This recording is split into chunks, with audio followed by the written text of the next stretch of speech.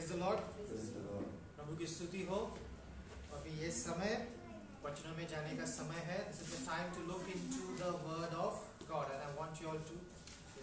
कल मेरा एग्जाम है सीधे कल which paper? Hospital finish Starting from tomorrow. Exam is starting from tomorrow. Okay, fine. So Kushi wants us to pray for her exams. So let's pray that the Lord will give her the wisdom and the understanding that she needs to be able to write her exams.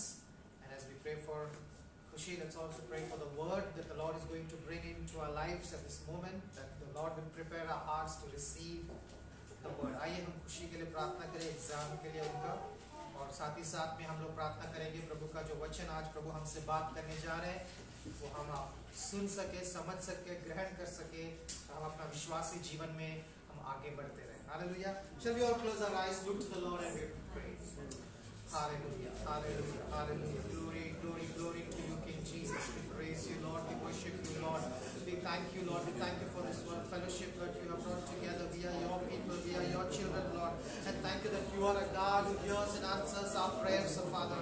We are at this time we commit to God, your daughter, Lord, your child, Lord, Kushi, to your hands. And we pray that you will bless her with your wisdom and your knowledge and your understanding, Lord. And with memory power as tomorrow is going, she's going to answer her exams. We pray that you touch her and you be with her, Father. And help her to, Lord, do well in her exams, oh Father. And as she studies, Lord, you be with her, help her to remember what she studies, and that she be able to write that down back on her paper, Lord. We commit Kushi into your hands, Lord. And we also pray for the word that you are going to speak to our lives and to our hearts here at this moment. We pray that you speak to our hearts, Lord. We commit, Lord, all the brothers and sisters, and I commit myself also into your hands. Cover us with your blood, protect us and be with us, oh Father. We give you all the glory and all the honor. We thank you, Lord, for listening and answering our prayer. In Jesus' mighty name, I do humbly pray. Amen. Amen. Hallelujah. Praise the Lord. प्रभु की स्तुति हो. प्रभु की स्तुति हो. इस वक्त प्रभु के वचनों में जाने का समय है, और जैसा हम जानते हैं आज पुनरुत्थान दिवस है. Today is the resurrection day of the Lord, where we remember how Jesus has conquered death and the grave. Hallelujah. आज का दिन हम ये याद करते हैं कि किस प्रकार से बड़ी ताड़ना, बड़ी कठोर मृत्यु को सहने के बाद, इतने लोगों से टुकराए जाने के बाद, अपने आप को उस कठोर सलीब पर चढ़ाने के बाद, प्रभु यीशु मसीह जब कब्र में रखे गए थे, तो वहां पर प्रभु का जीवन का अंत नहीं हुआ. प्रभु का जो हमारे इस संसार में आने का जो मकसद था वो वहां पर अंत नहीं हुआ, लेकिन एक नया जो जीवन का शुरुआत आप में और मुझ में होना था, उसका जो वो कार्यक्रम जो बचा हुआ था वो ये था कि प्रभु यीशु मृत्यु को हराकर, पाप को और कब्र को और शैतान को हराकर कब्र में से फिर से जिंदा हो जाए. हालेलुया. और वो आज का दिन है जब हम प्रभु के उस पुनरुत्थान को याद करते हैं. प्रभु के पुनरुत्थान की सामर्थ्य को हम क्या करते हैं, याद करते हैं. और प्रभु के पुनरुत्थान की सामर्थ्य हमारे जीवन में आज, जैसे हम अपने आप को विश्वासी कहते हैं, हम कहते हैं कि हम प्रभु पर विश्वास करते हैं, तो प्रभु का पुनरुत्थान हमारे जीवन में क्या मायने रखता है, इस विषय को हम ग्रहण करेंगे. हालेलुया. प्रभु की स्तुति हो. तो आइए मेरे साथ प्रभु के वचनों में बढ़ेंगे, और लूका का सुसमाचार 24वां अध्याय, लूक चैप्टर 24, और हम पढ़ेंगे 1 से लेकर 8 वचन. We're going to read from verse 1 to verse 8. Luke chapter 24 verse 1 to verse 8. I'm reading in English. On the first day of the week, very early in the morning, the woman took the spices they had prepared and went to the tomb. They found the stone rolled away from the tomb, but when they entered, they did not find the body of the Lord Jesus. While they were wondering about this, suddenly 2 men in clothes that gleamed like lightning stood beside them. In their fright, the women bowed down with their faces to the ground. But the men said to them, "Why do you look for the living among the dead? He is not here, he has risen. Remember how he told you while he was still with you in Galilee. The Son of Man must be delivered into the hands of sinful men, be crucified, and on the third day be raised again. Then they remembered his words. Praise the Lord. प्रभु की स्तुति हो। अभी जो है हम लूका का सुसमाचार 24वें अध्याय से 1 से लेकर 8वें वचन हमने इंग्लिश में पढ़े हैं, और यहाँ पर अगर हम गौर करें तो प्रभु का वचन हमें उस संदर्भ, उस घटना के वर्णन हमें देता है, उस विषय के बारे में बताता है जब प्रभु यीशु को क्रूस से निकालकर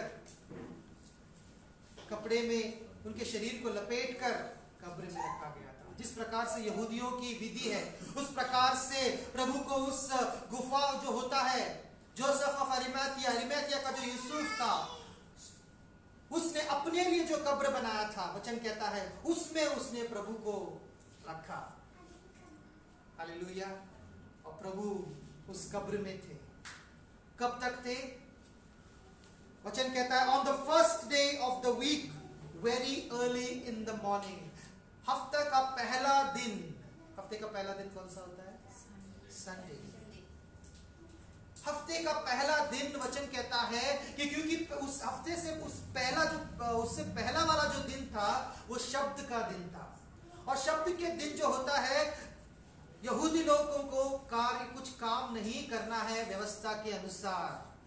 तो यहाँ पर प्रभु यीशु मसीह को शरीर को तैयार करने का, कब्र में रखने के लिए जो यहूदियों की विधि होती है उस प्रकार से तैयार करने के लिए जो कार्य करना चाहिए था, उसके लिए समय किसी को नहीं मिला था। जल्दी से उनको क्रूस से निकाला गया और तुरंत उनको पिलात से जो है उन्होंने परमिशन मांगी और उनको क्या किया गया? कब्र में रख दिया। और यहाँ पर आप देखते हैं कि जब जो सब्त का दिन है वो खत्म हो गया, और अभी रविवार के दिन सुबह सुबह भोर के समय वचन कहता है हमसे, भोर के समय क्या हुआ? जो प्रभु के साथ साथ चलते थे, जो थोड़ी स्त्रियां थी, उनमें से मैरी मैगदलीन और एक मरियम और बहुत से जो स्त्रियां थी प्रभु के साथ साथ, प्रभु के चेलों के साथ, प्रभु जहां भी जाते थे प्रभु के साथ चलते थे, वो उन्होंने तय किया कि चलो प्रभु के शरीर को जो यहूदियों के विधि के अनुसार हमें तैयार करना है, जो स्पाइसेस कहते हैं और जो भी जो पदार्थ है उसको लेकर के हमें जाकर जो कार्य हमें करना है उसको करने के लिए हम जाएंगे। लेकिन रास्ते में वो सोचने भी लगे थे, और दूसरे जो सुसमाचार में हम पढ़ते हैं वो ये भी अपने आप में सोचने लगे कि जो पत्थर होता है, बड़ा सा पत्थर कब्र के सामने, वो हमारे लिए कौन हटाएगा। ये सोचते हुए वहां पर जब वो गए, वचन हमसे कहता है they found the stone rolled away from the tomb। प्रभु के कब्र से क्या हो गया था? वो जो पत्थर था वो पहले से ही वचन कहता है हट चुका था। क्यों हट चुका था? जब उन्होंने देखा अंदर जाकर पहले से ही पत्थर हट चुका था, और जब वो अंदर गए तो उनको वो अंदर देखकर चौंक गए। क्यों चौंक गए? क्योंकि वहां पर इतना ही नहीं कि पत्थर हट चुका था, लेकिन प्रभु का शरीर भी वहां पर नहीं था। चौंक गए वो लोग। कहां गए प्रभु? कहां गए प्रभु? While they were wondering about this, suddenly 2 men in clothes that gleamed like lightning stood beside them। वचन कहता है कि जब वो लोग सोच रहे थे कि अभी प्रभु को क्या हो गया, प्रभु का शरीर कहां चला गया, जब वो ये सोच रहे थे, अचंभे में थे, उस समय अचानक से वो वचन कहता है कि 2 मनुष्य को उन्होंने देखा जो प्रकाश, बहुत ही प्रकाशित शरीर को पाकर वहां पर खड़े थे, और वो उनका जो शरीर से जो रोशनी आ रही थी उसको देखकर ये उन्होंने, एक वचन कहता है कि वो डर गए और उन्होंने अपने सर को झुकाया, और जब वो डर गए थे तो जो स्वर्गदूत वहां पर उतरे थे, वो जो 2 जन थे, वो स्वर्गदूत प्रभु के जो वहां पर उतरे थे, उन्होंने उन स्त्रियों से कहा, आप जो जिंदा है उसे मुर्दों में क्यों ढूंढते हो? हालेलुया। आप जो जिंदा है उसे मुर्दों में क्यों ढूंढते हो? आज दुख की बात है कि बहुत सारे लोग, बहुत सारे विश्वासी लोग जो है जिंदा यीशु मसीह को मुर्दे चीजों में ढूंढ रहे हैं। जैसा मैंने आपको पहला कहा कि मुझे दिल में बहुत दर्द हुआ जब मैंने देखा एक कलीसिया में जब क्रूस को लेकर के वो लोग चल रहे थे, क्रॉस, क्रूसिफिक्स, उसको लेकर के चल रहे थे। उनको जानने की जरूरत यह है कि उनको मुर्दों में जिंदा खुदा को अभी ढूंढना बंद करना, मरे हुए चीजों में जिंदा खुदा को ढूंढना बंद करना है, क्योंकि यीशु मसीह जिंदा खुदा है जो कब्र में से जी उठे हैं। और वही सुसमाचार यहाँ पर स्वर्गदूत उन स्त्रियों को दे रहे हैं और कह रहे हैं कि आप why do you look for the living among the dead, आप जिंदा जीवित जो है उनको मरे हुए में क्यों ढूंढ रहे हो। आगे वो कहते हैं he is not here, he has risen, hallelujah. वो यहाँ पर नहीं है, वो कब्र में अभी नहीं है। क्यों? क्योंकि वो क्या हो गए, जिंदा हो गए, hallelujah. Just as he has said, जैसा कि वो उन्होंने कहा था। और उसके बाद हम यहाँ पर पढ़ते हैं स्वर्गदूत उन स्त्रियों को याद दिला रहे हैं कि प्रभु यीशु मसीह जब जीवित थे, गलील में थे, उस समय से लेकर गलील से जब यरूशलेम आ रहे थे, बार बार उन्होंने उनको याद दिलाया था कि हम यरूशलेम जा रहे हैं, वहां पर मेरे बारे में लिखी हुई हर एक चीज वो पूरा होगा और मुझे मारा जाएगा, गाड़ा जाएगा, लेकिन तीसरे दिन मैं कब्र में से जी उठूंगा, हालेलुया। और यहाँ पर हम देखते हैं कि स्वर्गदूत उन्हीं बातों को उन स्त्रियों को जब याद दिलाते हैं, 8वां वचन कहता है then they remembered his words, उस समय उन्होंने प्रभु के वचन को याद किया। मुझे लगता है कि सिर्फ याद ही नहीं बल्कि उस समय उनको समझ में आया कि प्रभु हमसे क्या कहना चाह रहे थे, प्रभु कौन है, प्रभु की सामर्थ्य क्या है, प्रभु का अधिकार क्या है, हालेलुया, प्रेज द लॉर्ड। प्रभु बार बार चेलों को बताते आए कि उनके साथ यरूशलेम में क्या होने वाला है, और उसका अध्ययन हमने गुड फ्राइडे के दिन बहुत अच्छे से हमने क्रूस का हमने अध्ययन किया था, प्रभु के क्रूस को, और जो बातें प्रभु ने क्रूस से उनको समझने का, उनका आत्मिक जो आज हमारे लिए, हमारे जीवन के लिए जो अर्थ है उसको समझने का हमने कोशिश हमने किया था, हालेलुया। और आज ये दिन है जब हम समझे कि प्रभु के पुनरुत्थान का आत्मिक सामर्थ्य क्या है, हालेलुया। हम मेरे जीवन के लिए प्रभु के पुनरुत्थान का आत्मिक सामर्थ्य क्या है, और प्रभु का जो पुनरुत्थान है वो हमारे आत्मिक जीवन के लिए बहुत ही अहम हिस्सा है। ध्यान से सुनिए कलीसिया, The resurrection of the Lord is a very important foundation for our Christian faith. प्रभु यीशु मसीह का पुनरुत्थान जो है हमारे विश्वासी जीवन के लिए, हर एक विश्वासी क्राइस्तव के लिए एक बुनियादी विषय है। It's a foundation for our faith. विश्वास का वो बुनियाद है जिसके ऊपर हमारा विश्वास बहुत ही मजबूती से खड़ा हुआ है, क्योंकि ये विश्वास, क्राइस्तव विश्वास का ये इतना मजबूत बुनियाद है। अगर हम इतिहास में देखेंगे, शैतान ने बहुत लोगों को उकसाया प्रभु के पुनरुत्थान के खिलाफ, बनी बनी बातों को, बनावटी बातों को करने के लिए, झूठ और साजिश रचने के लिए, ताकि प्रभु के जो पुनरुत्थान है उसको झूठा ठहराया जा सके। शैतान ने बहुत कोशिश किया, अगर हम देख सकते हैं इतिहास में, लेकिन हकीकत यह है कि आज तक किसी ने भी प्रभु के पुनरुत्थान को झूठा साबित नहीं कर सका, हालेलुया। क्योंकि यीशु जिंदा हुए और अभी भी वो आज भी जिंदा है, आज भी वो प्रार्थना सुनकर उत्तर देते हैं, और प्राण को उद्धार देने वाले खुदा सिर्फ वो एक ही है, हालेलुया। जीवन देने वाले सिर्फ वो एक ही खुदा है, हालेलुया। जितनों ने उसको देखा उनके जो मुंह थे वो शर्मिंदा नहीं हुए। Those who look to him are radiant and their faces are never covered with shame. जितनों ने उनको देखा उसके चेहरे क्या हो गए, उनके चेहरे प्रकाशित हुए, हालेलुया। प्रभु की स्तुति हो। प्रभु का जो पुनरुत्थान है वो एक इतिहास की हकीकत है जो कभी नहीं हुआ। वो उस समय हुआ जब प्रभु यीशु ने, जिस प्रकार से उन्होंने पहले से अपने चेलों से बताया था, उस समय उसने अपने वचन को पूरा किया। जिस प्रकार से पहले से भविष्यवाणी की गई थी कि किस प्रकार से प्रभु यीशु मसीह कब्र में नहीं रहेंगे, लेकिन प्रभु का जो पवित्र पुत्र कब्र से जी उठेंगे, वो भविष्यवाणी उस दिन पूरा हुआ जब प्रभु यीशु मसीह कब्र से जिंदा हो गए। हालेलुया। इसीलिए मैं कह रहा हूं जो पुनरुत्थान है, जो रिजरेक्शन है, हमारे विश्वासी जीवन का एक बहुत ही बुनियादी हिस्सा है। Hallelujah, praise the Lord. और अगर ये बुनियादी हिस्सा है, इसको गहराई से समझना हमारे लिए बहुत ही जरूरी है। ये पुनरुत्थान है क्या?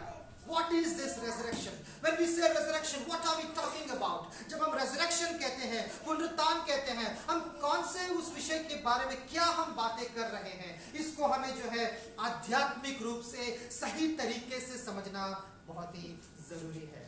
हालेलुया। तो आइए हम वचनों में बढ़ते हैं और ये समझते हैं, अगर हमें रेजरेक्शन को समझना जब जरूरी हो गया है, तो उससे पहले हमें यह समझना है कि रेजरेक्शन से पहले क्या आता है? रेजरेक्शन से पहले क्या आता है? मृत्यु। रेजरेक्शन से पहले मृत्यु आता है। रेजरेक्शन मृत्यु के बाद आता है। तो अगर आपको पुनरुत्थान को समझना है, रेजरेक्शन को समझना है, तो पहले हमें यह समझना है कि मृत्यु क्या है। What is death? When you have a proper understanding of what is death, it is then that we can have the right understanding of what resurrection is. जब हम पहले मृत्यु को सही से समझ पाएंगे, तो उसके आगे हम समझ पाएंगे कि पुनरुत्थान भी क्या होता है। हालेलुया। अगर हम प्रभु के वचनों में जाएं, अगर हम पुराने नियम के समय को देखें, जब यहूदी लोग जब पुराने नियम के वचनों में यहूदी लोग मृत्यु के बारे में उनकी क्या समझ थी, अगर हम इसको हम लोग देखने की कोशिश करें, if we try to look into the understanding from the Jewish perspective, from the times of the Old Testament, of the understanding of death, मृत्यु को कैसा देखा जाता था, मृत्यु को कैसे समझा जाता था, अगर हम उसको देखने की कोशिश करें, तो वचन कहता है कि पुराने नियम में लोगों की ये समझ थी। और वचन हमें, पुराने नियम का जो वचन हमें यही बताता है कि जब एक व्यक्ति इस संसार को छोड़ देता था, जब एक आत्मा एक शरीर से अलग हो जाता था, इसे मृत्यु कहते हैं। आत्मा का शरीर का अलग होना, इसे मृत्यु कहते हैं। शरीर कहाँ चला जाता है? मिट्टी में मिल जाता है, मिट्टी में मिल जाता है। तो पुराने नियम में हम देखते हैं कि आत्मा उस समय उनकी समझ ये थी, और वचन से भी हमें यही पता चलता है कि आत्मा एक ऐसी जगह पे जाती थी जिसका नाम हिब्रू में शियोल कहते हैं। क्या कहते हैं? शियोल कहते हैं। ध्यान से सुनिए, हिब्रू भाषा में वो एक जगह है जहां पर हर एक मनुष्य जो इस संसार को छोड़ देता है, अपने शरीर को छोड़ देता है, वो व्यक्ति, हर एक व्यक्ति को उस जगह में जाना पड़ता है। उस जगह को क्या कहते हैं? शियोल। हिब्रू भाषा में शियोल कहते हैं और ग्रीक भाषा में उसे हेडीस कहते हैं। क्या कहते हैं? हेडीस कहते हैं। और ये जो शियोल की बात मैं आपको कर रहा हूं, ये शियोल जो जगह है, यहां पर न्याय नहीं होता है। जो भी मर जाता है, अगर वो धर्मी हो चाहे वो पापी हो, उसने पाप कर कर जीवन बिताया हो या प्रभु पर विश्वास कर कर जीवन बिताया हो, जो भी वो व्यक्ति हो, वो मरने के बाद उनको शियोल में जाना पड़ता है। शियोल में उनको एक इंतजार का समय जैसा एक जगह है जहां पर इंतजार उनको करना पड़ता है। हालेलुया। ये समझ थी यहूदियों की, और वचन से भी हम लोग यही सीखते हैं कि शियोल हर एक इंसान का इंतजार करते रहता है। शियोल क्या करते रहता है? हर एक आत्मा का इंतजार करते रहता है कि कब कोई मनुष्य संसार को छोड़ता है, वो कहां जाता है? शियोल जाता है। यहां आगे बढ़ने से पहले मुझे आप लोगों को एक और चीज भी बताना है कि जब बाइबल का अनुवाद हिब्रू, ग्रीक से इंग्लिश में हो रहा था, तो इंग्लिश में जो है ग्रीक भाषा से हेडीस को जब ट्रांसलेट कर रहे थे, तो कहीं जगह पर थोड़े बाइबल ट्रांसलेटर्स ने ग्रेव जो शब्द है, ग्रेव हिंदी में क्या होता है? कब्र। ग्रेव हिंदी में क्या होता है? कब्र होता है। तो ग्रेव जो शब्द है, उसके लिए, हेडीस के लिए उन ट्रांसलेटर्स ने ग्रेव ये शब्द का इस्तेमाल वहां पे किया, ये हम देख सकते हैं। और थोड़े बाइबल इंग्लिश ट्रांसलेशन में हम लोग देखते हैं कि थोड़े बाइबल ट्रांसलेटर्स ने शियोल की जगह पर उन्होंने हेल ये शब्द का प्रयोग किया है। बल्कि यहां पर हमें एक चीज समझना बहुत ही जरूरी है। हेल जो है वो एक अलग जगह है जिसको हम हिंदी में क्या कहते हैं, नरक कहते हैं, और अरबिक या अगर हम उर्दू भाषाओं में देखें उसे जहन्नुम कहते हैं। और ये जो नरक है या जहन्नुम अगर आप उसे कहें, ये जो है शियोल जो है ये अलग जगह है। क्यों अलग है मैं आपको बताता हूं, आपको ध्यान से सुनना पड़ेगा। क्यों अलग है? क्योंकि नरक जो है, प्रकाशित वाक्य हम लोग पढ़ेंगे, नरक जो है एक ऐसी जगह है जहां पे आग का लेक, एक जो है झील है, आग का लेक ऑफ फायर, वहां पे हमेशा आग रहता है। It's a lake full of fire. And after the last judgment, आखिरी दिन न्याय के बाद, जिन्होंने प्रभु यीशु मसीह के सुसमाचार को अंगीकार नहीं किया, जिन्होंने उद्धार नहीं पाया, जिन्होंने जीवित परमेश्वर पर अपना विश्वास नहीं रखा, उनको लेकर कर हम देखते वचन कहता है उनको कहां डाल दिया गया, नरक में, आग में। वो आग हमेशा हमेशा के लिए जलते रहता है। जब आप नरक को समझ लेते हैं तो उसका कॉन्ट्रास्ट, उसका विपरीत हम देखते हैं। शियोल जो है एक कंप्लीट अलग जगह है। शियोल जो है एक ऐसी जगह है जहां पर हर एक व्यक्ति को जाना पड़ता है और उसको पुनरुत्थान के दिन का इंतजार वहां पर करना पड़ता है। हालेलुया। आपको मैं सही समझ देने के लिए मैं आपको वचनों में ले जाता हूं ताकि आपको अच्छे से समझ में आए। आइए हम खोलें उत्पत्ति का दूसरा अध्याय, उत्पत्ति का दूसरा अध्याय 16 और 17 वचन। Genesis chapter 2 verses 16 and 17. Everybody is open, read quickly in Hindi अगर आपने खोला है तो पढ़िएगा। और यहोवा परमेश्वर ने आदम को यह आज्ञा दी, तू वाटिका के सब वृक्षों को फल बिना खटके खा सकता है, पर भले या बुरे के ज्ञान का तो वृक्ष है, उसका फल तू कभी ना खाना, क्योंकि जिस दिन तू उसका फल खाएगा उसी दिन अवश्य मर जाएगा। हालेलुया। वचन कहता है, ये वचन हम सबको पता है, जहाँ परमेश्वर आदम को आज्ञा देते हैं कि आपको क्या करना है, आप चाहे तो किसी भी वृक्ष का फल वाटिका में खा सकते हैं, इस बगीचे में किसी भी पेड़ का फल खा सकते हैं, लेकिन वो जो पेड़ है उसका जो फल है, जो आपको जो अच्छाई और बुराई का ज्ञान देता है, knowledge of good and evil, उस फल को आप बिल्कुल भी मत खाना। क्यों ना खाना? प्रभु का वचन यहाँ पर साफ है। प्रभु परमेश्वर, हमारे सृष्टिकर्ता पिता परमेश्वर क्या कहते हैं आदम से कि अगर तुम उस फल को खाओगे, जिस दिन तुम उस फल को खाओगे क्या हो जाओगे? मर जाओगे। यहाँ पे देखो प्रभु कहते हैं मर जाओगे। मर जाने का मतलब क्या है? कि प्रभु से हम अलग हो जाएंगे। हम जो है, अगर प्रभु ने जो है आदम और हव्वा को, हम मानव जाति को इसीलिए सृष्टि किया कि हम प्रभु के साथ में मिलकर एक संबंध हम लोग प्रभु के साथ एक पवित्र संबंध में हम निवास कर सके, प्रभु के साथ हमेशा हमेशा के लिए हम जीवित रह सके। लेकिन यहाँ पर क्या हो रहा है? अगर आदम उस कार्य को करता है जो प्रभु मना कर रहा है, उस फल को खाता है, हमें पता है कि आगे जाकर उन्होंने उसको खाया भी। और जब प्रभु कहता है अगर जब उसको खाएंगे तो क्या हो जाएगा? तो मुझसे अलग हो जाओगे, मर जाओगे, तुम्हारे ऊपर मौत आ जाएगा। यहाँ पर सबसे पहली बार बाइबल में हम मौत के जिक्र को देखते हैं। हालेलुया। और आगे बढ़कर अगर हम लोग रोमियो की पत्रिका 5वां अध्याय और 12वां वचन को पढ़ेंगे, रोमन्स चैप्टर 5 वर्सेस 12।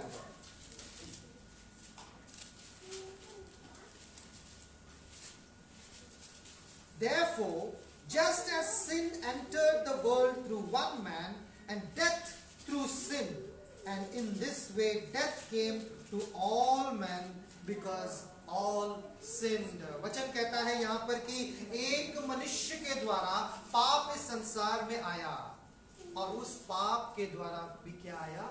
मृत्यु आया। और वो जो मृत्यु है वो सब पर आई, क्योंकि सबने पाप किया है। हालेलुया। ये जो मृत्यु की यहाँ पर बात कर रहे हैं, दैट इज अ सेपरेशन। वो दंड के बारे में यहाँ बात नहीं कर रहे।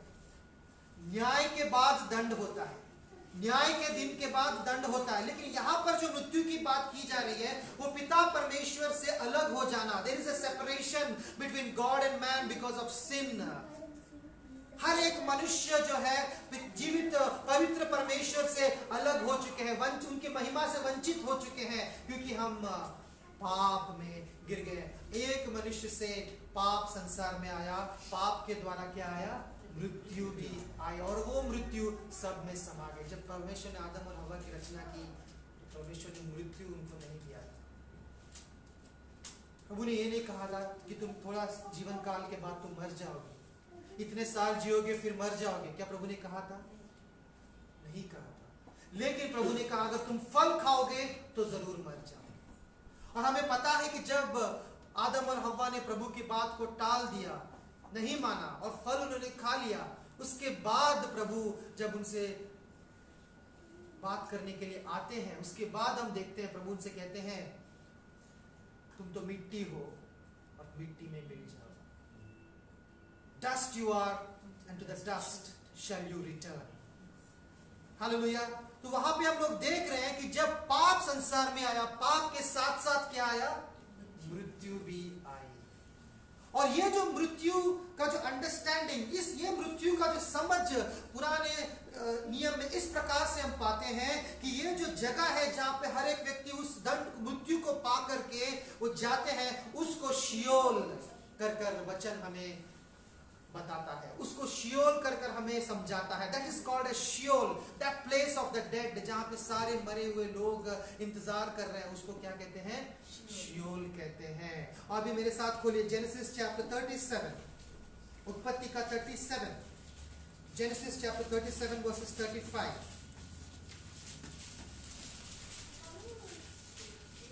37 वर्सेस 35। उसके सब बेटे बेटियों ने उसको शांति देने का प्रयत्न किया, पर उसको शांति न मिली, और वह यही कहता रहा, मैं तो विलाप करता हुआ अपने पुत्र के पास अधोलोक में उतर जाऊंगा। इस प्रकार उसका पिता उसके लिए रोता ही रहा। देखिए यहाँ पर क्या हो रहा है, हम याकूब के बारे में पढ़ रहे हैं, याकूब के उस समय के उस संदर्भ के बारे में पढ़ रहे हैं जहां पर याकूब के बेटे, सारे बेटों ने क्या किया? यूसुफ उनके छोटे भाई को मिस्र देश को जो लोग जा रहे थे, जो व्यापारी, उनको बेच दिया और वापस आकर घर अपने पिता से क्या कहे? उनके पिता से कहा कि तुम्हारा बेटा तो जंगली जानवर ने खा लिया, तुम्हारा बेटा तो मर गया। ये कहानी हम सबको पता है। और वो बातें सुनने के बाद याकूब क्या कर रहे हैं? अभी विलाप कर रहे हैं, शोक कर रहे हैं, रो रहे हैं, अपने पुत्र यूसुफ के लिए रो रहे हैं। रोते रोते वचन कहता है कि all his sons and daughters came and to comfort him, but he refused to be comforted. ध्यान से सुनिए। और उसने कहा, no, he said, in mourning will I go down to the grave to my son. So his father wept for him. वहाँ पे वचन याकूब कह रहा, वचन कहता है कि वो रोता रहा और ये कहने लगा, रोते रोते मैं क्या करूंगा? मैं अधोलोक में जाऊंगा, मेरे बेटे के पास। अगर ये अधोलोक वो जलता हुआ आग है, तो क्या याकूब कह रहा है कि मुझे जलता हुआ आग में जाना है? नहीं, वो कह रहा है कि वो मैं शियोल में जाऊंगा। इंग्लिश में लिखा है कि I will go down to the grave, and the word grave is translated from the word Sheol, which is the place of the dead. वो कह रहा है कि मैं रोते रोते मेरे बेटे के पास मैं जाऊंगा। आगे हम लोग देखते हैं जेनेसिस चैप्टर 42 वर्स 38 भी पढ़ेंगे। Genesis chapter 42 versus 38।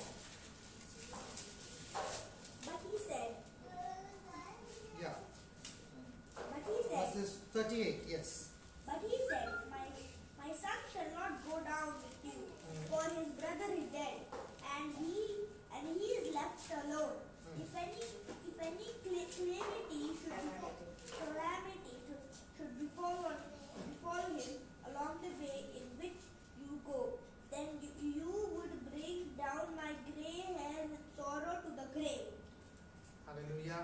देखो यहाँ पर और एक संदर्भ हम देखते हैं, जब यूसुफ अभी मिस्र देश का राजा बन चुका है और अकाल भी आ चुका है, एक बार उसके भाई मिस्र देश में जाकर यूसुफ से मिलकर, हालांकि उन्होंने उसको पहचाना नहीं, मिलकर आए और उसके बाद सिमियोन को वहां पर बंदी बनाया गया है। अभी यूसुफ ने कहा कि आप दोबारा बेंजामिन को लेकर आना, नहीं तो मैं आपको अनाज नहीं दूंगा। और अभी समय हो गया, इनके पास सब कुछ खत्म हो गया है और अभी वो कहते हैं अपने पिता याकूब से कि अभी हमें जाना है, नहीं तो हमारे बच्चे परिवार भूखे मर जाएंगे, लेकिन अगर आप बेंजामिन को नहीं देंगे तो हम नहीं जा सकते, क्योंकि वहां के शासक ने बोला है जब तक आपका छोटा भाई नहीं आएगा आप वापस मत आना।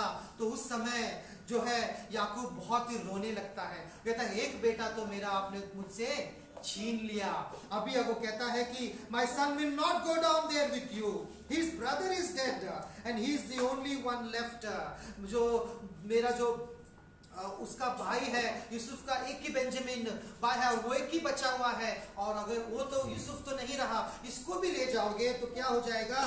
If harm comes to him, अगर रास्ते में अगर कोई हानि विपत्ति उस पर आ जाए और आप क्या करोगे?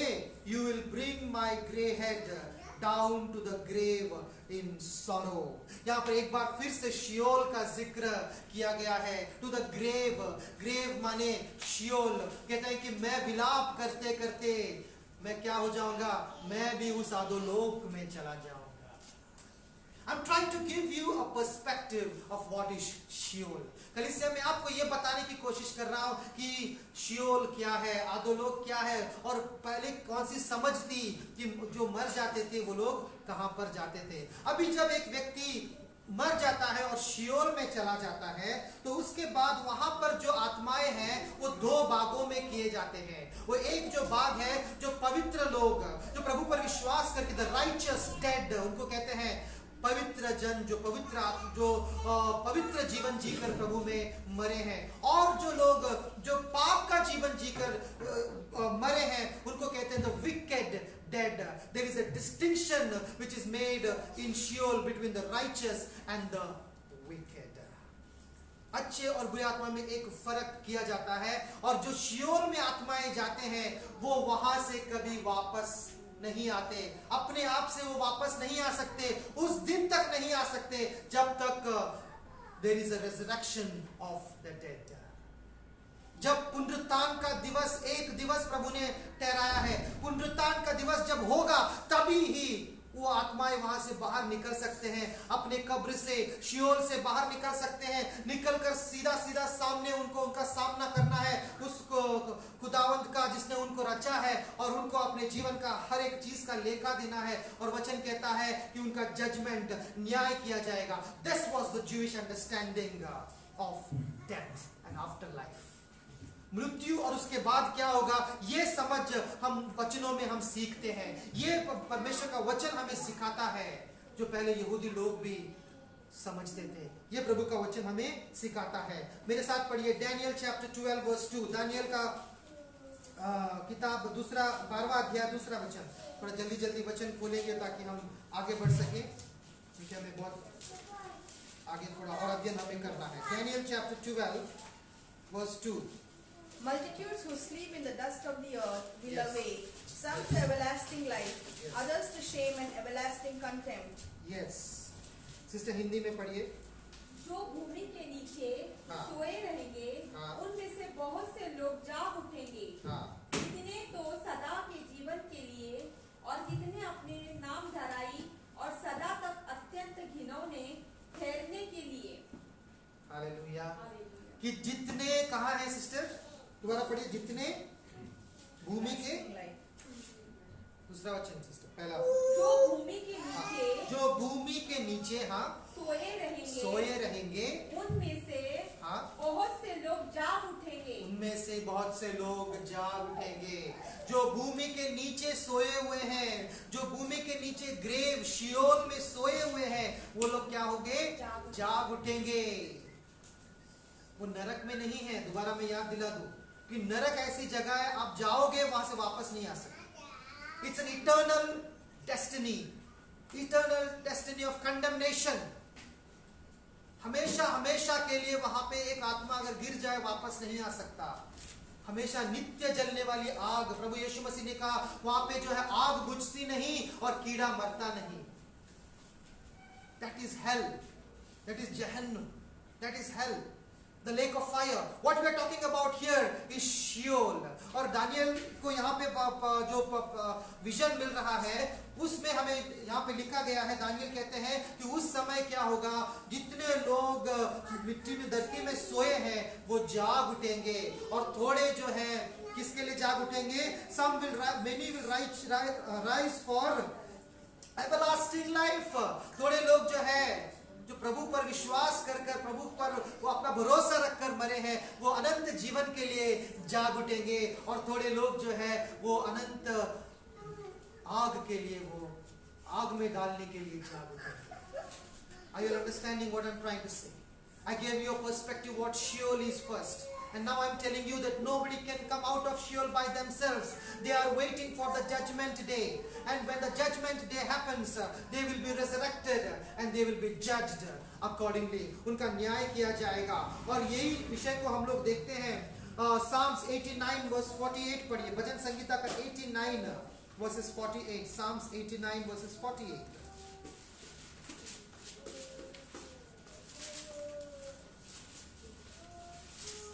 Psalms 89 verses 48. कौन पुरुष सदा अमर रहेगा? क्या कोई अपने प्राण को अधोलोक से बचा सकता है? क्या कोई अपने प्राण को अधोलोक से बचा सकता है? ध्यान से सुनिए कलीसिया, वचन हमसे क्या पूछ रहा है? Can anyone deliver his soul from Sheol? क्या कोई अपने प्राण को अधोलोक से बचा सकता है? It is appointed for man to die once and after that the judgment.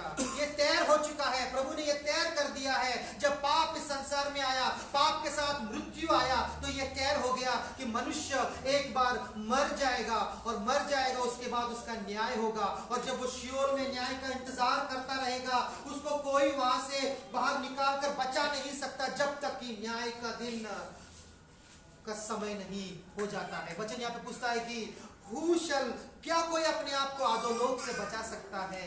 Can anyone save their soul from Sheol? Hallelujah.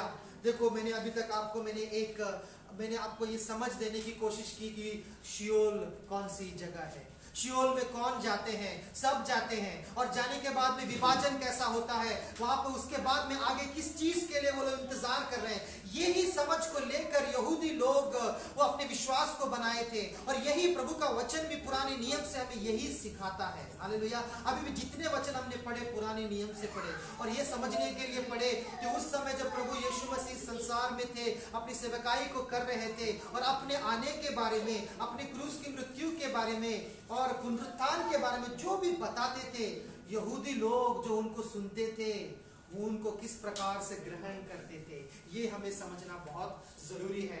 जब प्रभु यीशु मसीह कहते थे कि मैं तीसरे दिन जी उठूंगा, तो प्रभु क्या कह रहे हैं? प्रभु कह रहे हैं, अभी जो हमने वचन पढ़ा, क्या कोई अपने प्राण को अधोलोक से बचा सकता है? कोई बचा नहीं सकता।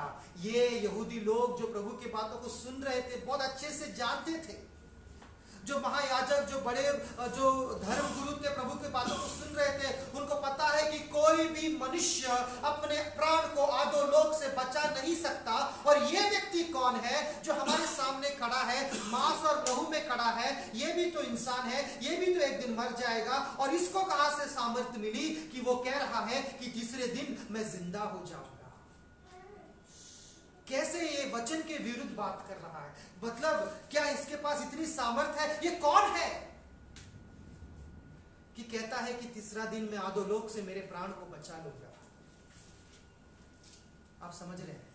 जब आप वचन के अनुसार चीजों को समझ लेते हैं तभी आपको आत्मिक अर्थ समझना शुरू हो जाता है। यहां पर जब प्रभु यीशु मसीह ने कहा, वचन के विरुद्ध नहीं बात कर रहे थे, वचन के अनुसार बात कर रहे थे। साम्स चैप्टर 16 को खोलिए। Psalms chapter 16। ये हकीकत है कि कोई भी इंसान अपने आप को अधोलोक से बचा नहीं सकता है। लेकिन खोलिए मेरे साथ साम्स चैप्टर 16 जो हमने आज आराधना से पहले शुरुआत में पढ़ा था, और पढ़िए वर्स 10। क्योंकि हाँ। तू मेरे प्राण को अधोलोक में न छोड़ेगा, हाँ। न अपने पवित्र भक्त को सड़ने देगा। तू मेरे प्राण को अधोलोक में नहीं छोड़ेगा, न अपने पवित्र भक्त को वहां पर सड़ने देगा। हालेलुया। ये प्रभु यीशु मसीह के बारे में पहले से ही भविष्यवाणी, उनके पुनरुत्थान के बारे में ये राजा दाऊद लिख रहा है, लेकिन अपने बारे में नहीं लिख रहा है, क्योंकि हम प्रेरितों के काम में जब हम जाते हैं, पतरस वहां पर प्रचार करते हैं और वो यहूदियों से कहते हैं, मेरे भाइयों आप जानते हो कि हमारा जो पूर्वज राजा दाऊद का कब्र आज भी हमारे सामने है। क्योंकि ये वचन वो अपने बारे में नहीं कह रहा था, ये प्रभु यीशु के बारे में कह रहा था। हालेलुया। क्योंकि पिता परमेश्वर यीशु मसीह को क्या करने वाले थे? अधोलोक से निकालने वाले थे। जो किसी के साथ में नहीं हुआ वो यीशु के साथ में होने वाला था, और यही एक पुनरुत्थान का चमत्कार है। Hallelujah, praise the Lord. और अभी मेरे साथ जाइए जॉन चैप्टर 5। हम थोड़ी देर में खत्म करेंगे। बहुत ही मुख्य विषय में आप लोगों को बता रहा हूं, आप सब ध्यान से सुने। John chapter 5 versus 26 and 29। क्योंकि हाँ। जिस रीति से पिता अपने आप में हाँ। जीवन रखता है, हाँ। उसी रीति से हाँ। उसने पुत्र को भी हाँ। यह अधिकार दिया है कि हाँ। अपने आप को जीवन रखे, वरन उसे न्याय करने का भी अधिकार दिया है, इसलिए कि वह मनुष्य का पुत्र है। Hallelujah. For as the Father has life in himself, so he has granted the Son to have life in himself. And he has given him authority to judge because he is the Son of Man. Verse 28. Do not be amazed at this, for a time is coming. ध्यान से सुनिए कलीसिया, प्रभु यीशु क्या कहते हैं यहाँ पर? Do not be amazed at this, for a time is coming when all who are in the graves, all who are in Sheol, सब जो कब्र में हैं, जो शियोल में हैं, इंतजार कर रहे हैं, वो बाहर अपने आप से नहीं आ सकते हैं। जब प्रभु की आवाज, सामर्थ्य आवाज से ही वो बाहर आ सकते हैं। पिता परमेश्वर जो सामर्थ्य परमेश्वर जिसने सबको बनाया है, हर एक आत्मा पर वो अधिकार रखता है, उसकी आवाज से ही सब कुछ बना है, और उसकी आवाज से ही वो मरे हुए लोग भी अपने कब्र से बाहर आ सकते हैं। और अभी देखो यीशु मसीह प्रभु क्या कहते हैं? वो कहते हैं कि all those who are in the graves will hear the voice of the Son of God. Hallelujah. कहते हैं कि सभी जो कब्र में हैं वो मेरे आवाज को सुनेंगे, पिता के पुत्र के आवाज को सुनेंगे, और वो कब्र में से जी उठेंगे। और वो क्या क्या कहते हैं? Those who have done evil will rise to be condemned. Those who have done good will rise to live.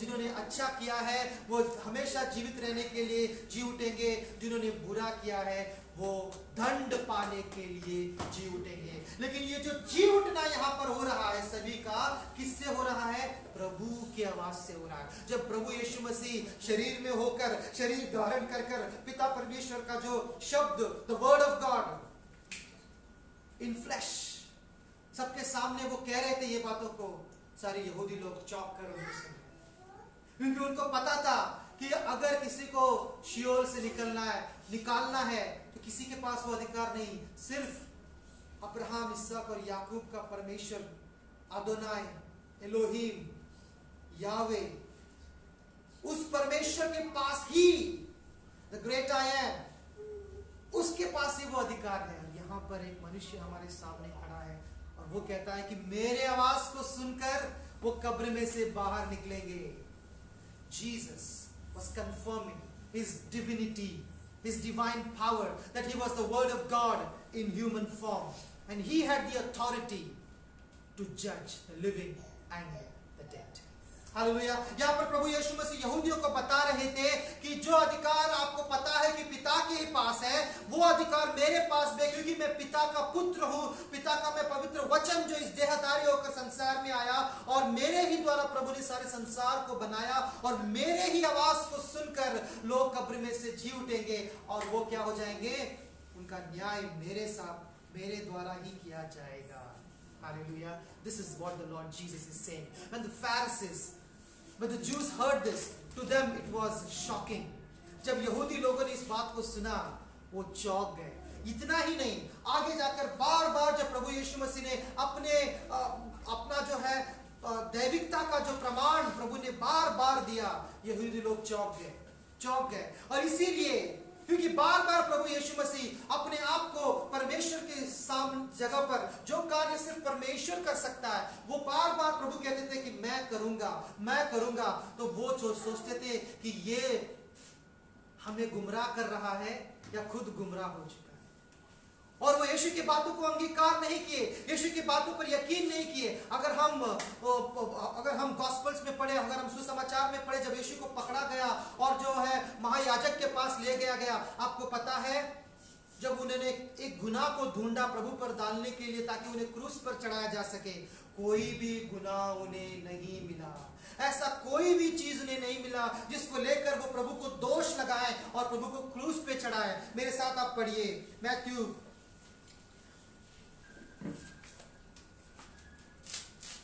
Matthew chapter 26 verses 62 to 64. Matthew chapter 26. Sean, you will not read. Let sister read. Matthew chapter 26 verse 62 to 64. तब महायाजक ने खड़े होकर यीशु से कहा, क्या तू कोई उत्तर नहीं देता? ये लोग तेरे विरोध में क्या गवाही देते हैं? Yes. परंतु यीशु चुप रहा। तब महायाजक ने उससे कहा, मैं तुझे जीवते परमेश्वर की शपथ देता हूँ कि यदि तू परमेश्वर का पुत्र मसीह है तो हमसे कह दे। यीशु ने उससे कहा, तूने आप ही कह दिया, वरन मैं तुमसे यह भी कहता हूँ कि अब से तुम मनुष्य के पुत्र की सर्वशक्तिमान के दाहिने और बैठे और आकाश के बादलों पर आते देखोगे। हालेलुया। देखो यहाँ पर प्रभु यीशु मसीह उस समय जब महायाजक के सामने खड़े थे, जैसा मैंने आपसे कहा, बहुत कोशिश करने के बाद भी उन्हें कोई भी प्रभु पर इल्जाम नहीं मिला, प्रभु के विरुद्ध कोई इल्जाम नहीं मिला। आखिर में महायाजक प्रभु से पूछते हैं कि अभी तुम सच सच बता दो। अब तक तुम बताते आ रहे थे ना कि मैं परमेश्वर का पुत्र हूं, मैं परमेश्वर का पुत्र हूं। आखिर में फाइनली बता दो, आखिर में बता दो, तुम हो कौन, तुम है कौन, बता दो हमें। जब उनसे पूछा तो प्रभु ने कहा, उन्होंने कहा, क्या तुम वाकई में परमेश्वर के पुत्र हो? क्या तुम वाकई में मसीहा हो? तो प्रभु ने कहा, जैसा तुमने कहा वैसा ही है। Yes, it is as you say, Jesus replied, but I say to you, to all of you, in the future you will see the Son of Man sitting at the right hand of the Mighty One and coming on the clouds of heaven. अभी देखो प्रभु यीशु मसीह ने ऐसे बातें कर दी, जो महायाजक और जो बाकी लोग थे उनके होश उड़ गए, वो चौंक गए। उन्होंने ऐसे बातें कभी किसी के मुंह से नहीं सुनी थी। उनके सामने जो एक मनुष्य है वो 33 साल का है, एक इंसान सिर्फ 33 साल का है, और वो लगातार चमत्कार करते आया, लगातार वो ये कहते आया कि मैं स्वर्ग से आया हूँ, परमेश्वर का पुत्र हूँ। इन्होंने यकीन नहीं किया, इन्होंने चाहा कि उनको झूठा इल्जाम इस पर डाल दे और इसको हम खत्म कर देंगे, इसको हम शियोल में भेज देंगे। उसके बाद शियोल से देखते हैं इसके प्राण को कौन बचाता है। क्या कोई शियोल से अपने आप को बचा सकता है? बातें तो ये बड़ी बड़ी कर रहा है। एक बार इनको जो है हम मृत्यु के हवाले कर दें और ये मर जाए, शियोल में चला जाए, फिर देखते हैं इनके बड़े बड़े बातों का क्या होता है। ये सोच फरीसी लोग और महायाजक ये सोच बनाकर प्रभु पर इल्जाम लगाने की कोशिश कर रहे थे। कोई भी इल्जाम नहीं मिला। और जब महायाजक ने सीधा सीधा सवाल किया, प्रभु ने कहा, ऐसी बातें कहा, प्रभु ने कहा कि इतना ही नहीं कि मैं प्रभु का पुत्र हूँ, इतना ही नहीं, लेकिन आगे तुम ये भी देखोगे कि मनुष्य का पुत्र, जो प्रभु का पुत्र है, प्रभु का वचन अभी मनुष्य का पुत्र बनकर आया है, अभी मनुष्य का पुत्र बनकर आया है, और वो भविष्य में बादलों में अपनी महिमा में आते हुए तुम देखोगे। Hallelujah, praise the Lord. जब प्रभु ने इस बात को कहा, आगे हम देखते हैं, the high priest tore his clothes and said, he has spoken blasphemy. Why do we need any more witnesses? Look now, you have heard the blasphemy. What do you think? He is worthy of death, they answered. तो इस वचन को सुनकर, इसलिए नहीं कि प्रभु ने कुछ गुनाह किया था, इसलिए नहीं क्योंकि वो हमारे गुनाहों के लिए अपने आप को चढ़ाने के लिए अपने आप को अर्पित कर रहे थे। और यहाँ पे उन्होंने अपने आप की गवाही दी, जो महायाजक सुनना नहीं चाहता था, महायाजक यकीन नहीं करना चाहता था, और वो सोच रहा था कि ये व्यक्ति तो है खुद परमेश्वर के खिलाफ बोल रहा है, इसको हम मृत्यु के हवाले कर देंगे।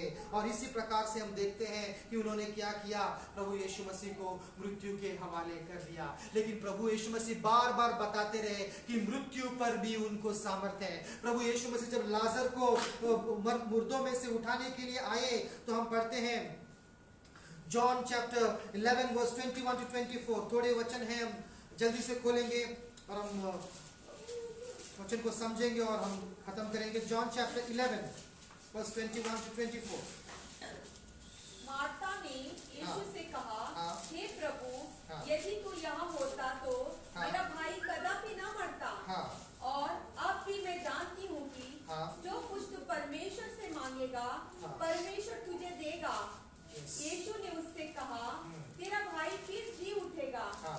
मार्था ने उससे कहा, मैं जानती हूँ कि अंतिम दिन में पुनरुत्थान के समय वह जी उठेगा। हालेलुया। यहाँ पर लाजरस जो बीमार था, मर चुका था, कब्र में था, और मार्था प्रभु के पास रो रही है। प्रभु कहते हैं तेरा भाई तो जी उठेगा। देखो मार्था क्या कहती है, मुझे पता है वो जी उठेगा, लेकिन अभी तो मुझे नहीं मिलेगा ना। कब जी उठेगा? पुनरुत्थान के दिन, न्याय के समय वो जी उठेगा, मुझे पता है। सारे यहूदी जानते थे पुनरुत्थान के दिन, न्याय के समय सभी जी उठेंगे। लेकिन आगे प्रभु ने जो बातें मार्था से कही, वो चौंकाने वाली बातें हैं। वो बुनियादी बातें हैं जिस पर आज और आपका, मेरा और आपका विश्वास बना हुआ है। हालेलुया। देखो प्रभु ने क्या कहा। जीसस सेड टू हर, पढ़िए सिस्टर। यीशु ने उससे कहा, हाँ। पुनरुत्थान और जीवन मैं ही हूँ। यस। जो कोई मुझ पर विश्वास करता है, वह यदि मर भी जाए Yes। तो भी जिएगा। हाँ। और जो कोई जीवित है और मुझ पर विश्वास करता है, वह अनंत काल तक न मरेगा, Hallelujah। क्योंकि तू इस बात पर विश्वास करती है। Praise the Lord. प्रभु ने मार्था से कहा, तुम पुनरुत्थान के दिन का इंतजार कर रहे हो ना?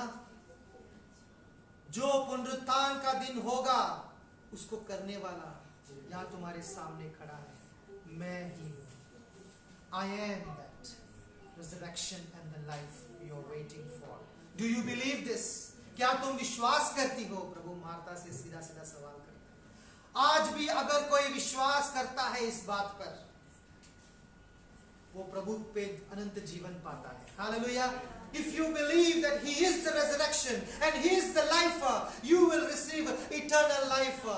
Because it is his voice will be raised from our graves to be with him forever. Hallelujah. Praise the Lord. Today he is our resurrection and he is our life.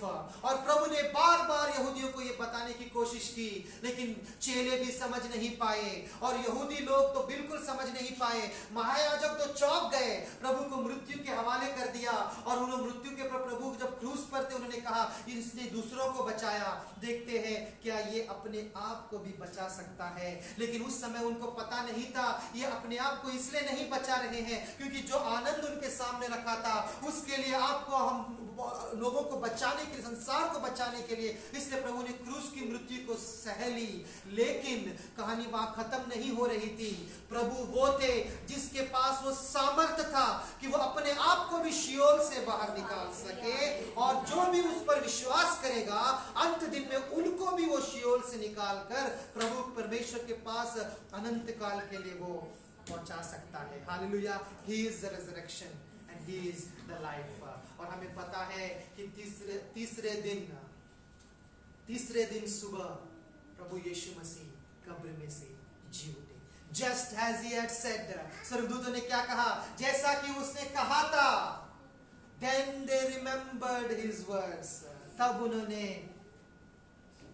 याद किया कि प्रभु ने कहा था कि मुझको सामर्थ है मृत्यु पर, मुझको सामर्थ है, अधिकार है शियोल पर। Hallelujah. This is the power of resurrection, church. We serve a Lord who has the power over life and death. प्रभु यीशु मसीह, सुबह मैंने जो हमारे व्हाट्सएप ग्रुप में आपको वचन मैंने भेजा, प्रकाशित वाक्य का पहला अध्याय 18 वचन। प्रभु यीशु मसीह कहते हैं, देखो मैं मरा हुआ था, अभी मैं जिंदा हूं, और मेरे पास क्या है? अधोलोक के चाबियां हैं। अधोलोक के चाबियां किसी के पास नहीं है। संसार में आप जाकर किसी भी धर्म गुरु, किसी से भी पूछ लीजिए। आज मैं दावे के साथ कहता हूं, जो व्यक्ति मरता है, अधोलोक में जाता है, वहां से उसे निकालने के लिए जो चाबी है किसी के पास नहीं है, सिर्फ मेरे यीशु के पास है। हालेलुया। और क्योंकि उसके पास चाबी है, वो पुनरुत्थान और वो जीवन है। हम जब उस पर विश्वास करेंगे, हम हमेशा हमेशा के लिए उसके साथ निवास करेंगे। हालेलुया। प्रभु की स्तुति हो, प्रभु की स्तुति हो। पुनरुत्थान और जीवन मैं ही हूँ, प्रभु कहते हैं। मार्था से पूछते हैं, क्या तुम इसे विश्वास करते हो? उस दिन मार्था ने कहा, यस लॉर्ड, आई बिलीव। आज हम यहाँ पर इसलिए बैठे हैं क्योंकि मार्था के साथ हमने भी मिलकर एक समय कहा, yes Lord, I believe. Yes Lord, I believe. You are the resurrection, you are the life. Church, you serve a living God, Jesus Christ. आप जीवित परमेश्वर की उपासना करते हैं, जिसको अधोलोक अपने कब्जे में नहीं रख सका, जिसको अधोलोक अपने कब्जे में नहीं रख सका। अधोलोक को उसने हरा दिया। मृत्यु की सामर्थ को यीशु ने हरा दिया।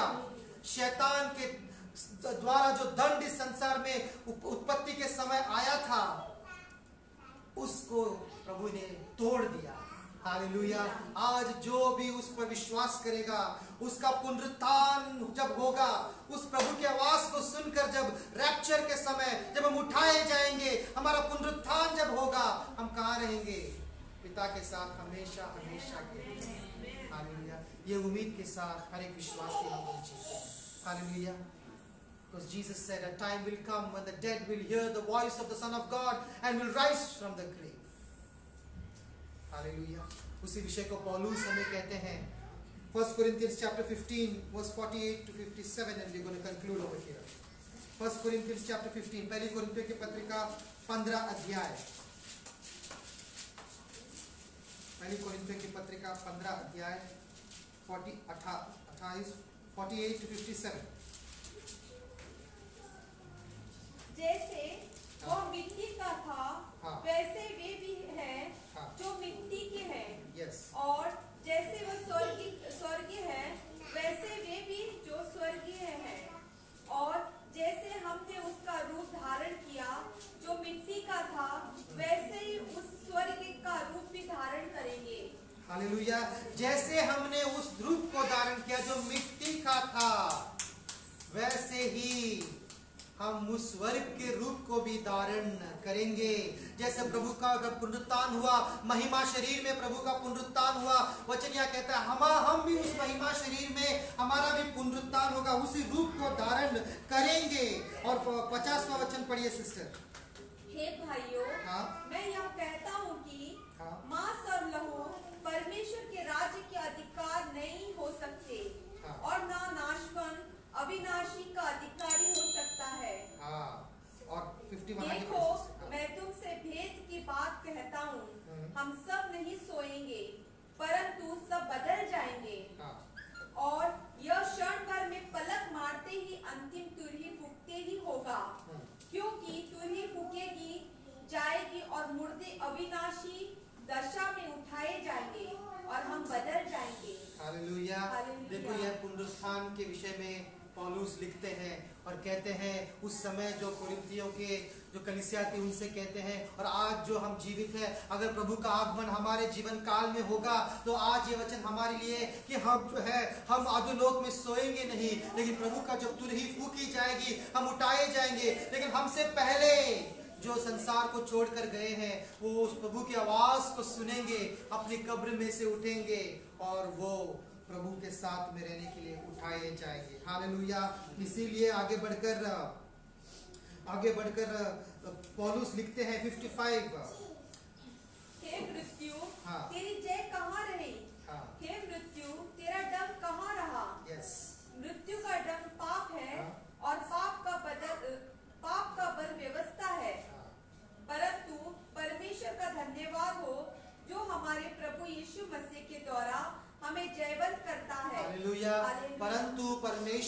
धन्यवाद हो जो हमारे प्रभु यीशु मसीह के द्वारा हमें क्या करता है, जयवंत करता है. But thanks be to God who through our Lord Jesus Christ gives us the victory. Hallelujah. Today church, you and I have the victory over death. We don't have to fear death. आज हमें मृत्यु से डरने की जरूरत नहीं है. आज हमें मृत्यु के बाद क्या होगा, जब हमारा शरीर आत्मा दो अलग हो जाएंगे, आत्मा शरीर को छोड़ देगा, शरीर मिट्टी में मिल जाएगा, आगे क्या होगा, इस विषय को लेकर हमें डरने की जरूरत नहीं है. क्योंकि मृत्यु के ऊपर जो सामर्थ रखता है वो प्रभु यीशु पर आपने विश्वास किया है. पुनरुत्थान और जीवन वो है, और जब वो आएंगे आप उठाए जाएंगे, उसके साथ हमेशा हमेशा के लिए हम जीवित रहेंगे. Because he lives, I can face tomorrow. Because he lives, all fear is gone. Hallelujah. क्योंकि वो जिंदा है, हर एक डर मिट चुका है. क्योंकि वो जिंदा है, मैं विश्वास में मैं जी सकता हूँ. The resurrection of Christ is not only the proof of his divinity, but is also the assurance of a new life, of an eternal life for all of us who put their trust in him. प्रभु यीशु मसीह का जो पुनरुत्थान है वो सिर्फ उनका दैविकता का प्रमाण ही नहीं है, लेकिन वो एक आश्वासन भी है नए जीवन का, अनंत काल के जीवन का, सब लोगों के लिए जो प्रभु पर विश्वास रखे हैं और विश्वास से, प्रभु पे विश्वास से अपना हर दिन जीवन का जी रहे हैं. Hallelujah. He is the resurrection and he is the life. Praise the Lord. This is the punch of Christianity. This is the punch mark. यही विश्वासी का, अगर मान लीजिए प्रभु कब्र से नहीं उठते तो क्या होता. जो भी प्रभु ने अपने आप के बारे में कहा, यहूदी लोग सोचते कि ये जैसा हमने कहा सच निकला, लेकिन जब प्रभु ने कब्र में से उठा तो सारे उनके विरोधी शर्मा गए. हालेलुया.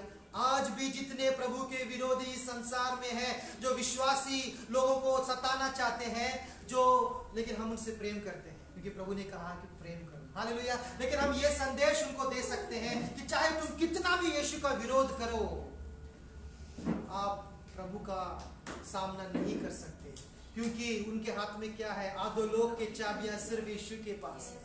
हालेलुया. पुनरुत्थान और जीवन सिर्फ यीशु है. जो भी उसको देखेगा उसका मुख चमक उठेगा और वो कभी शर्मिंदा नहीं रहेगा. जब हम प्रभु पर विश्वास करते हैं, यह आश्वासन के साथ हम जिंदा रहते हैं. हालेलुया. आइए हम इस वक्त अपने आप सर को झुकाएं, अपने आंखों को बंद करें और प्रभु को धन्यवाद दें कि प्रभु ने हमें आज समझने के लिए मदद किया कि अधोलोक क्या है और वहां से हमें प्रभु कैसे बचाते हैं, कैसे हमें उद्धार देते हैं और कैसे अपने पास हमें ले जाते हैं उस स्वर्ग में जहां वो चाहते हैं कि हमेशा उनके साथ में रहे. प्रभु यीशु मसीह ने कहा, मैं पिता के पास जा रहा हूं लेकिन मैं लौटूंगा, मैं तुम्हारे लिए घर बनाने के लिए जा रहा हूं लेकिन मैं लौटूंगा ताकि आप वहां पर रहे जहां मैं हूं. आइए प्रार्थना करें और थोड़ा समय इस वक्त हम प्रार्थना में बिताएंगे. जो वचन आज हमारे पास आया है उसको और अध्ययन करने में, उस प्रार्थना में प्रभु से प्रार्थना करें कि वचन आपके हृदय में रहे ताकि आप उसके अनुसार आप जीते रहें. हालेलुया. हालेलुया. पुनरुत्थान की सामर्थ्य में हम अपने विश्वासी जीवन को बिताते रहें. पुनरुत्थान की सामर्थ्य में हम विश्वासी जीवन को हम जीते रहें. आइए ऐसी प्रार्थना हम करते रहें. Hallelujah. Jesus, praise you Jesus, worship you Jesus. We thank you Lord that you are the risen Savior. Thank you Lord that death could not hold you. Thank you Lord that Sheol could not hold you, the grave could not hold you Lord. And you rose from the grave victoriously. Because you live, we can face tomorrow. In you we have the hope of everlasting life. Because you are the resurrection and you are the life. Thank you Lord for enabling us to meditate on your resurrection today and encouraging our hearts Lord that we serve a living Savior, a Savior who is alive and who is waiting for us on the other side, on the other shore, and even here is with us every day, leading us and guiding us. We have no fear in death Lord, because you are with us Lord Jesus. You have the keys of Hades in your hand, Father. We thank you, we praise you, worship you Jesus, the Almighty God, our Savior, our Redeemer, the risen King. We worship you. Thank you for this fellowship. Thank you for the brothers and sisters. Thank you for the word that came into our lives. Thank you for speaking to us. We pray that you strengthen each one of us, Lord. Help us, Lord, to be, Lord, built up in the most holy faith that you have delivered to us through your word, and to live our lives in obedience to your word, in the power of your resurrection. Wherever we go, Lord, help us to live in the power of your resurrection, Lord. Declaring even to the people in the world that you are a living Savior, able to save to the utmost those who come to God through you, oh God. We give you glory, we give you honor. Bless our church, Lord. Prepare us, Lord, for your glory, to shine, outshine, Lord, your glory in and through our lives, oh Father, so that your name alone be glorified in our lives. We thank you for this time. Lord, all throughout this week, be with us and help us to live in the power of your resurrection. We commit our lives into your hands. Thank you, Lord. Thank you for the new life that you have given to us through you, O Father. Thank you, Jesus. Because you rose from the grave, today we have this new life, Lord. Today we can enjoy the benefits, the spiritual benefits of this new life because of your resurrection. We give you the glory. We give you all the honor. In Jesus' mighty name, I pray. Amen. Shall we all stand and receive the benediction?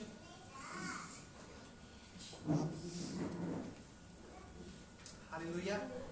Shall we all bow our heads, close our eyes? Now may the grace of God and the love of the risen Lord Jesus Christ and the fellowship and communion of the Holy Spirit be with us, enabling us to live in the power of the resurrection of Christ until the day the Lord returns. Amen. Amen. God bless you all, and may you have a blessed week. Praise the Lord.